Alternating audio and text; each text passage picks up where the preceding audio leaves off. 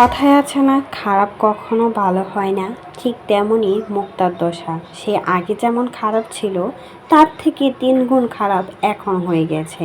আলম হাসান চেষ্টা করেছিল মুক্তাকে যাতে ভালো করতে, কিন্তু বেচারি মুক্তা তার অভ্যাসই ছিল খারাপ পথে, খারাপভাবে চলাফেরা করার। আর তাকে কখনোই ভালো করতে পারলো না মুক্তাকে আলম হাসান। অথচ বেচারি মুক্তা কিন্তু আলম হাসানকে ব্যবহার ঠিকই করলো, শুধুমাত্র ভাইরাল হওয়ার জন্য আলম হাসানের হাত ধরেছিল। আর এখন যে পরিণতি হয়েছে মুক্তার, দেখেই বোঝা যাচ্ছে অনেক বেশি উন্নত হয়ে গেছে মুক্তার লাইফস্টাইল। আলম হাসানকে ছেড়ে সে কিন্তু দীপ্তি ভালো আছে। এখন চলে গিয়েছে বাতারকে নিয়ে কক্সবাজার ঘুরতে। কক্সবাজার গিয়েছে, দেখেই বোঝা যাচ্ছে সে নিজেকে কতটা চেঞ্জ করে নিয়েছে। আলম হাসান মুক্তাকে নিয়ে যা যা বলেছিল, এখন যেন সব কিছুই মিলে যাচ্ছে।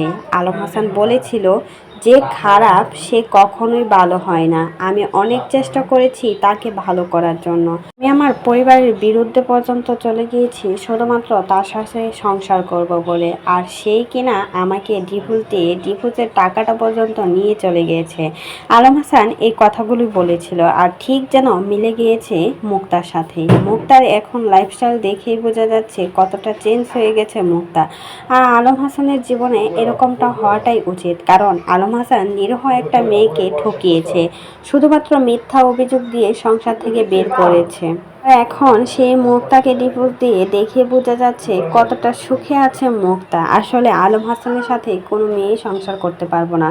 সে যেরকম ঠিক জুটেও তার কপালে ঠিক তেমনই, কারণ মুক্তা যেরকম খারাপ ছিল আলম হাসানও কিন্তু খারাপই ছিল। আর দুই খারাপ একসাথে মিশে কখনোই কিন্তু সংসার হয় না। তাই তো মুক্তা মুক্তার রাস্তা বেছে নিয়েছে, আর আলম হাসান আলম হাসানের রাস্তা বেছে নিয়েছে। আর এদিকে মুক্তার লাইফস্টাইল দেখেই বোঝা যাচ্ছে সে যে কতটা নষ্টা ছিল, এতেই কিন্তু তার প্রমাণ হয়ে গেছে। সে নাকি ইমোতে কথা বলতো, ভিডিও কলে মানুষের সাথে আগাম কম করতো।